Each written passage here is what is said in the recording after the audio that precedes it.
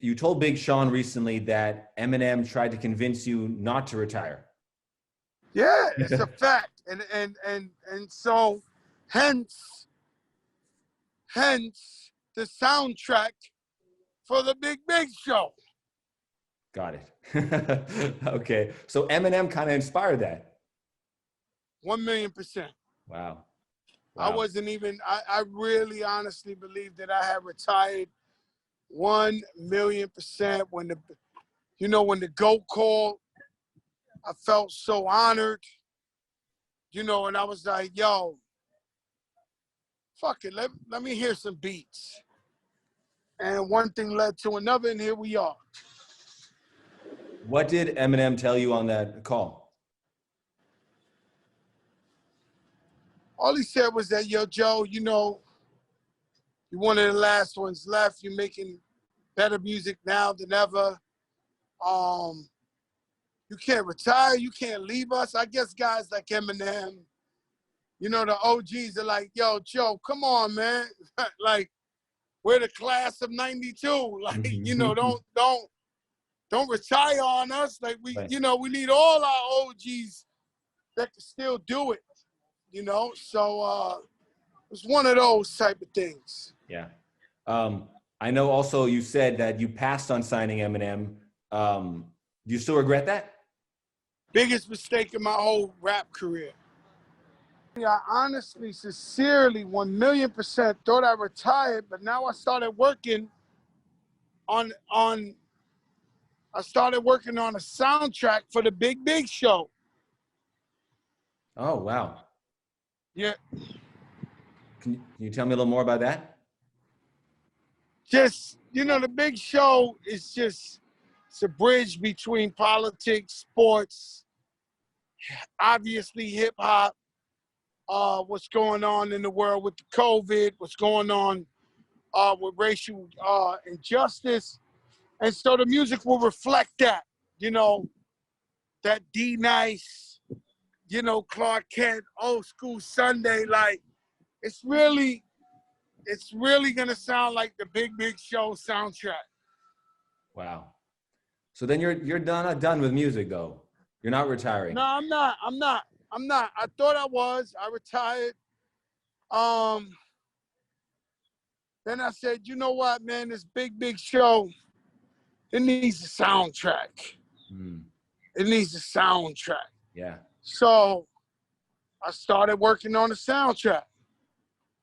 Nice. Any gonna be any collaborations on there? Not yet.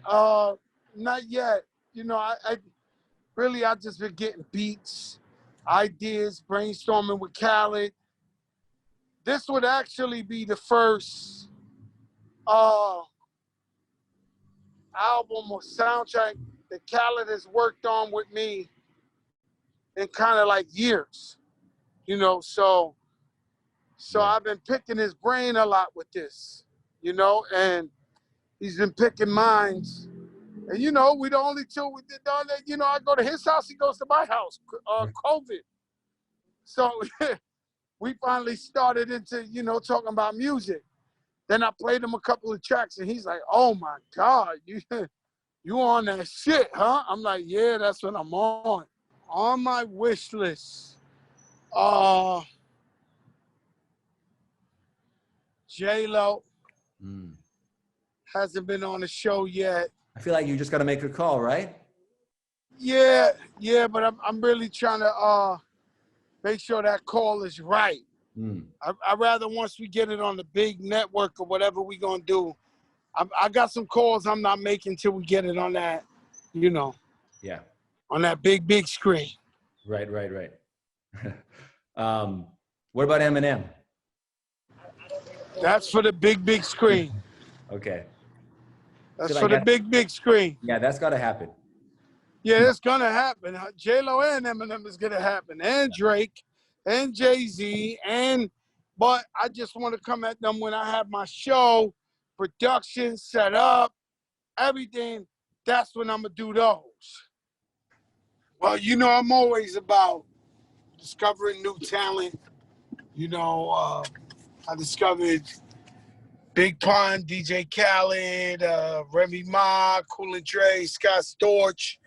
You know, that it's kind of my thing, you know, and I've had a big relationship with Pepsi and Wild Pepsi. And so when this opportunity came up and we were brainstorming, we said people going through a tough time during COVID. People need to be inspired.